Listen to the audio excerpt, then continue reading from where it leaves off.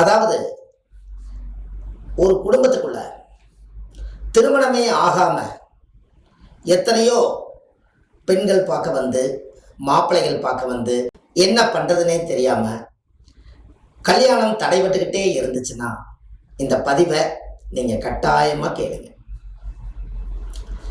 அதாவது உங்களோட வாழ்க்கையில திருமணம் தடைபட்டுக்கிட்டே இருந்தா ஜாதகத்துல ராகு கேது தோஷம், நாகதோஷம், சர்ப்பதோஷம், கால சர்ப்பதோஷம், கலஸ்தர தோஷம், இது எல்லாத்தையும் தாண்டி கடவுள் வழியில போய் ஒரு திருமண காரியத்தை நடத்தலாம். எப்படின்னு கேட்டா, உங்களோட வீட்டில் உங்க ஜாதகத்தை உங்க பூஜை அறையில வச்சு அதுக்கு முன்னாடி ஒரு தட்டில் 2 சீரக விளக்கு போடுங்க.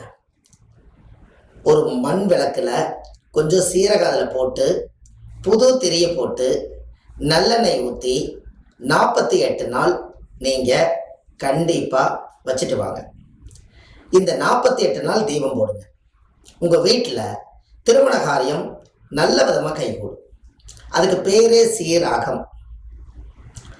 இந்த சீரகம்ங்கிறது உங்கள் வாழ்க்கையில் உடம்புல இருக்கக்கூடிய சீரகம் நம்ம சீர்திருத்தம் பண்ணுறது.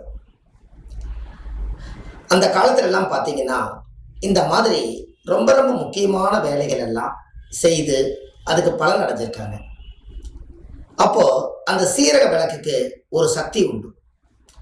அந்த காலத்துல பார்த்தீங்கன்னா குழந்தை பிரசவம் ஆகலைன்னா அந்த நேரத்தில் சீரக தண்ணி கொடுப்பாங்க.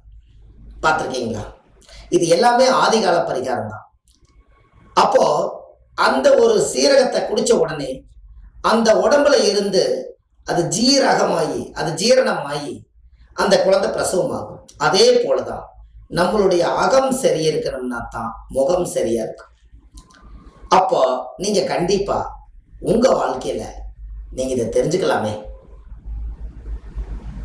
அப்ப நீங்க சீரக விளக்கு போட போட 48 நாளுக்குள்ள கண்டிப்பா உங்க வீட்டுல ஒரு நல்ல செய்தி கட்டாயம் வரும். அது தெய்வத்தோட அனுகிரகம். இந்த 48 நாள் முடிச்சதுக்கு அப்புறம் உங்க குலதெய்வம் கோயில போய் சாமி கும்பிட்டு வாங்க. அப்படி இல்லைன்னா வீட்லயே நீங்க குலதெய்வத்தை நினைச்சு சாமி கும்பிட்டு அதோட முடிச்சிருங்க. அந்த 48வது நாள் மட்டும் தேங்காய் பழம், வெத்தலைப்பாக்கு, பூப்பழம் எல்லாம் வச்சு பூஜை பண்ணி அன்னத்தை லாஸ்ட் நாள் பூர்ணம் பண்ணிடுங்க. அன்னையோட உங்க வாழ்க்கையில எல்லா தோஷமும் நீங்கி சீக்கிரமா உங்களுக்கு கல்யாணம் நடக்கும். இதை கண்டிப்பா செய்யுங்க. உங்க வாழ்க்கையில ஒரு மிகப்பெரிய ஒரு மாற்றம் ஏற்படும்.